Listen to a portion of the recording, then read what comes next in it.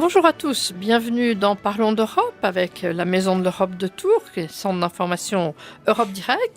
Et aujourd'hui, comme la semaine dernière, je reçois Pierre-Yves Monjal. Bonjour Pierre-Yves. Bonjour Christine.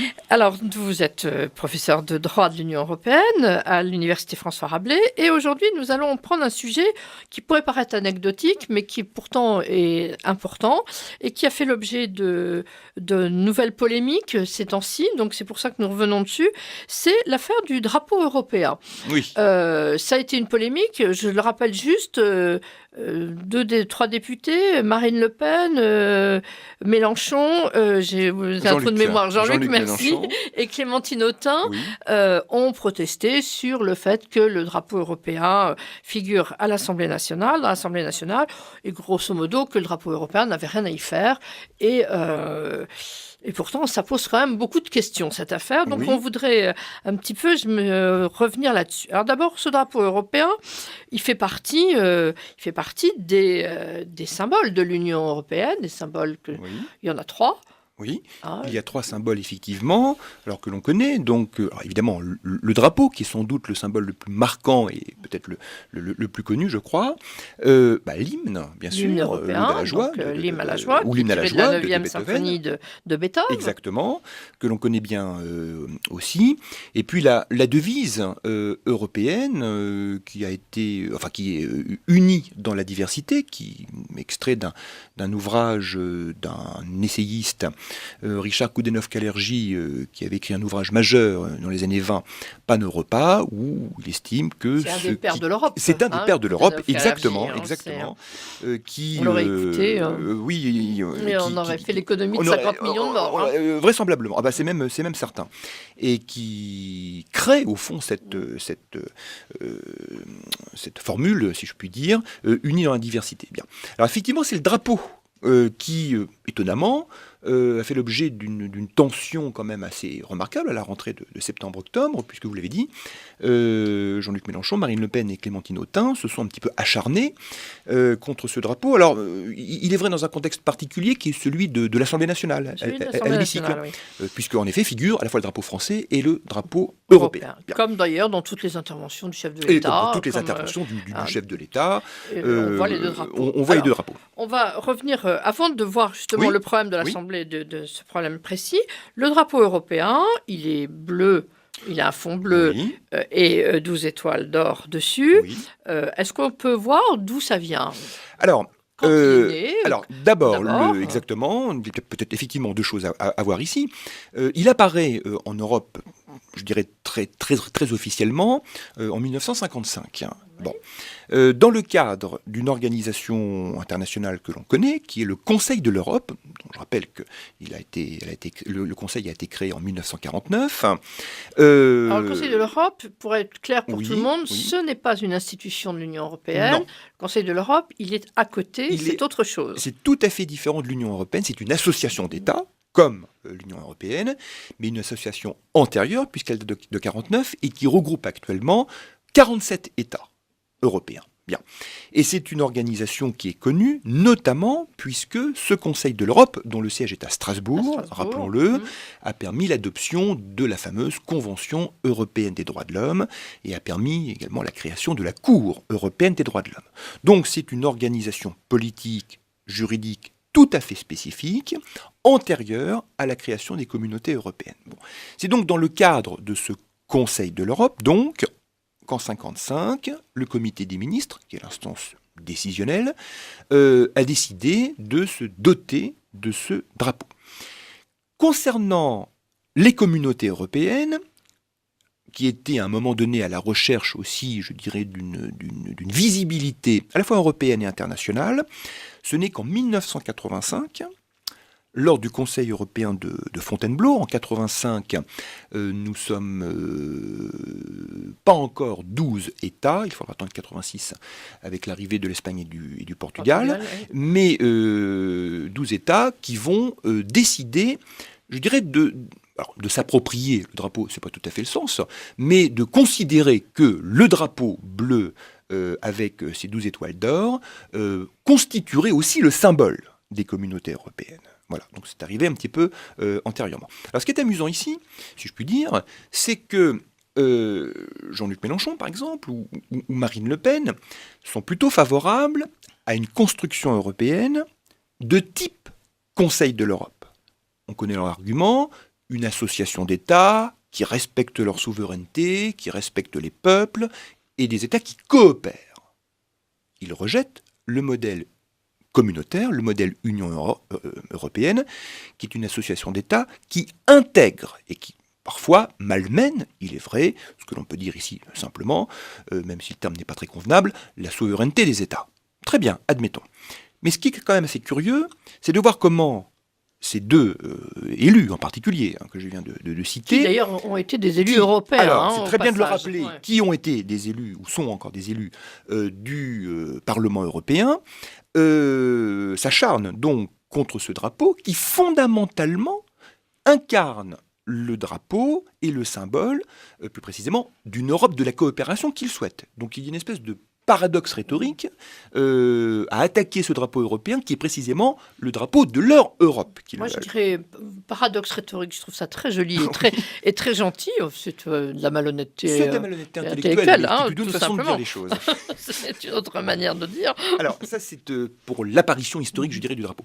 Alors, Alors sur le fond, le drapeau, il est bleu, il a des étoiles d'or. Qu'est-ce que sont ces deux symboles ? Alors, c'est très intéressant, et là aussi, je trouve qu'il y a eu un petit peu de malhonnêteté de la part des acteurs politiques que je viens de citer. La couleur bleue, nous en avons discuté, je me dois d'être tout à fait honnête, est une couleur qui va apparaître au XIIIe siècle. Le bleu, c'est une couleur qui se fixe techniquement dans la peinture, notamment, et il va y avoir un engouement européen pour cette belle couleur, qui est le bleu roi. Voilà, dense, un bleu profond vraiment. Qui se fixe véritablement. Il y a cet aspect-là. Quant aux étoiles d'or, les fameuses 12 étoiles, et c'est là-dessus où je trouvais un petit peu léger les arguments des uns et des autres. Pourquoi ce drapeau est-il rejeté de l'Assemblée nationale ? Pourquoi veulent-ils bannir en quelque sorte ce drapeau européen de l'Assemblée nationale ? Parce que, selon ses détracteurs, les 12 étoiles renverraient à quoi ? Aux 12 apôtres, donc de la religion chrétienne, et aux 12 étoiles d'or, aux 12 étoiles, qui forment la couronne de la Vierge. Bien. Et donc ils y voient au fond une sorte d'atteinte à la laïcité. Qu'est-ce que c'est que ce drapeau qui renvoie à la religion chrétienne et qui est en bonne place dans une institution, l'Assemblée nationale, d'une république laïque ? Alors c'est une réflexion quand même un peu courte. C'est une réflexion qui est un peu courte, très française, avec un ancrage idéologique marqué, et je crois très orienté, malhonnêtement. Et puis c'est quand même une erreur majeure. Mais je pense que c'est une erreur majeure. Pour la simple et bonne raison que la symbolique du 12, le chiffre 12, est bien antérieure à cette affaire des 12 apôtres. Dans la mythologie grecque, ne parle-t-on pas des 12 travaux d'Hercule ?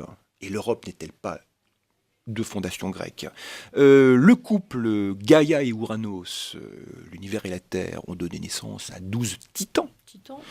Dans l'Ancien Testament, Jacob, si je ne me trompe pas, a eu 12 descendances qui ont créé les 12 tribus d'Israël. Ismaël. Les 12 tribus arabes. C'est ce que j'allais dire. Les 12 tribus arabes. Et puis, si on va aller jusqu'au bout du raisonnement, alors je ne parle pas du chiffre 12 qu'on trouve dans l'univers, dans le calcul de l'heure, de la journée, qui symbolise la perfection dans le zodiaque. En cartomancie, le chiffre 12, bon, pour le coup, la carte du pendu, qui est la carte du malheur. Alors, ce que je veux dire, c'est que, il y a une antériorité du chiffre 12, ou la symbolique du 12, est-ce qu'elle comporte une antériorité au regard de la religion chrétienne, ou de la symbolique chrétienne d'une part, et d'autre part, soyons intellectuellement honnêtes, et ne surfocalisons pas, avec ce drapeau, sur simplement sa dimension ou sa signification chrétienne, pour servir, au fond, je dirais, un buzz médiatique, ce que j'appelais une rhétorique, à mon avis, habile, mais quand même qui démontre le faible niveau de connaissance culturelle de certains de nos politiques. C'est quand même une profonde erreur intellectuelle de vouloir... C'est l'Église qui a repris, qui s'est moulé dans un... qui s'est coulé plutôt dans un moule qui est bien plus ancien, qui a repris des thématiques connues, compréhensibles. Et c'est pas nous qui reprenons mythologie commun. C'est quand même une erreur intellectuelle majeure. Alors 12 étoiles, c'est la plénitude, c'est le cosmos, c'est la plénitude, c'est la totalité. Ça n'est pas lié non plus au nombre des États. Ce n'est pas lié au nombre des États. Ça reste toujours à 12, quel que soit le nombre des États. Et le bleu, bien c'est la couleur de l'Europe depuis fort longtemps, puisque c'est la couleur de l'anneau olympique. Et c'est la couleur de l'anneau olympique. C'est l'anneau bleu. Exactement. Ça a été depuis très longtemps, depuis reconnu. Donc c'est antérieur. C'est antérieur. Et puis, preuve, mais s'il en est, sans entrer dans une sorte de provocation, ce n'est pas l'objet, mais la Turquie, qui fait partie du Conseil de l'Europe, 1950. Oui, n'a jamais manifesté la moindre difficulté à considérer que ce drapeau européen constituait le symbole de l'organisation à laquelle elle appartient. Donc, si la Turquie n'est pas un grand pays chrétien. Voilà, c'est ce que j'allais dire, ne considère pas ce drapeau comme renvoyant au symbole chrétien, c'est que sans doute ce drapeau ne renvoie pas au symbole en question. Tout à fait. Alors, il nous reste 1 minute et demie. Un petit mot, parce qu'il y a eu quelque chose d'important dans ce que racontaient Mélenchon, Le Pen et Autain, en disant que l'Assemblée était souveraine et donc il fallait que ce drapeau ne figure pas. C'est quand même en termes de droit, et même sans être une juriste, ce qui est mon cas,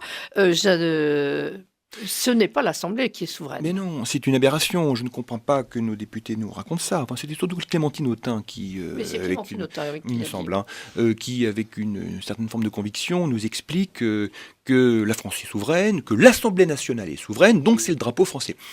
Non, l'Assemblée nationale n'est pas souveraine. Ça ne veut strictement rien dire. Qui est souverain, c'est la nation, c'est le peuple. Et nos députés ne font qu'exprimer ce que souhaite la nation, c'est-à-dire nous, le peuple. Il faut quand même le rappeler. Donc l'Assemblée n'est pas une entité souveraine, d'une part. Et puis, d'autre part, techniquement, et on peut terminer avec cela, n'oublions pas que, premièrement, d'abord, la France est un État fondateur de l'Union, et surtout, deuxièmement, c'est que l'Assemblée nationale, quotidiennement, prépare la réglementation européenne. Quotidiennement, met en œuvre la réglementation européenne. Quotidiennement, la transpose, notamment les fameuses transpositions de directives. Bon, alors elle est plus ou moins associée, mais ça c'est un autre débat. Quotidiennement, nos députés sont là, en théorie, pour contrôler l'action européenne de notre exécutif. Alors, symboliquement, mettre le drapeau européen à l'Assemblée nationale qui est un rouage du fonctionnement général de l'Union européenne n'est pas une absurdité. Non, c'est même au contraire la marque de son le symbole qui est la marque de son travail collaboratif. Bien, je crois que nous allons en rester là. J'espère que nous avons aurions pu parler de la déclaration 52 du traité qui a permis à la France, très récemment en octobre dernier, de reconnaître le drapeau européen, l'hymne, les 3 symboles, officiellement en droit. Et la France, enfin, il y a 17 pays sur les 28 qui ont reconnu officiellement ces 3 symboles. Donc la France, enfin l'a reconnu. Écoutez, merci beaucoup Pierre-Yves Mongeal et à très bientôt. Bonne semaine à tous.